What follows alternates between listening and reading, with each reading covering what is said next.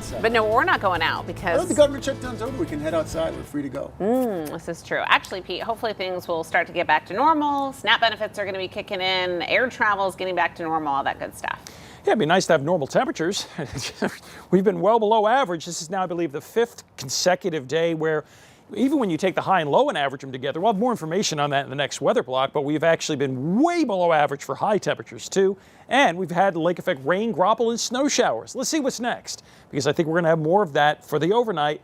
So we still have leftover lake effect. Now, it's not overly strong, but these showers of rain, snow, and graupel, they're going to be on and off and persisting through the overnight. They should be weaker tomorrow, but there's still going to be a few leftover bits of sprinkles, flurries, and a brief shower.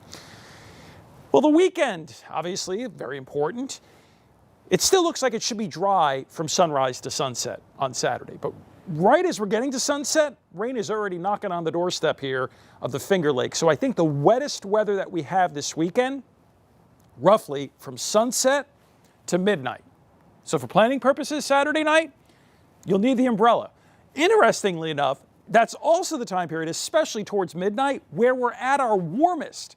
Weird, right? That does happen once in a while, but believe it or not, around midnight Saturday night, it's likely our warmest temperature of the next 7 days and nights. Isn't that crazy?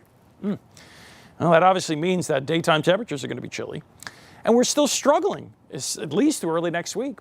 Here's a quick look at the last 1 hour on the Fossil Service Experts Live Triple Doppler radar. You can easily see the flow of how these rain and snow and graupel showers are flowing here. And you see these little red things right in here. You can zoom in with the interactive or triple Doppler radars. That's where you're getting graupel. Now, that's certainly still possible right through this evening. And again, northwest wind, we're going to see occasional rain, snow, and graupel showers. But did you notice that the blue is only down in here? We talked about this yesterday. That's because it's going to be coldest there. And that's really where the only chance of any kind of accumulation more than a quick coating will occur. Now, there will still be some leftover lake effect clouds and lighter showers, but there should be a little more sun. Now, this model is going 46. Possible, but we would have to get a lot of sun. I'd rather say 40 to 45 just in case, because that's not assured that we're going to get that much sunshine.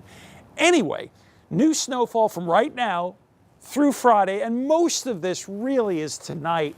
Again, little to no accumulation for lower elevations, if anything. But the further up you go in the elevation here, and you know what I'm talking about, you go further south, and you get an opportunity of an inch, maybe 2 or 3 for the very highest peak. So just be careful late tonight through some of those higher hill towns, some of the roads down and through there, Pompey Center Road, 91, 20, 80, you know what I'm talking about. And you know it better than I do if you live down there. There'll be some slick spots.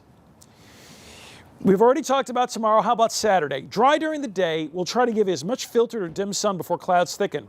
It should be quite wet around here Saturday night, and the wettest should be between sunset and midnight.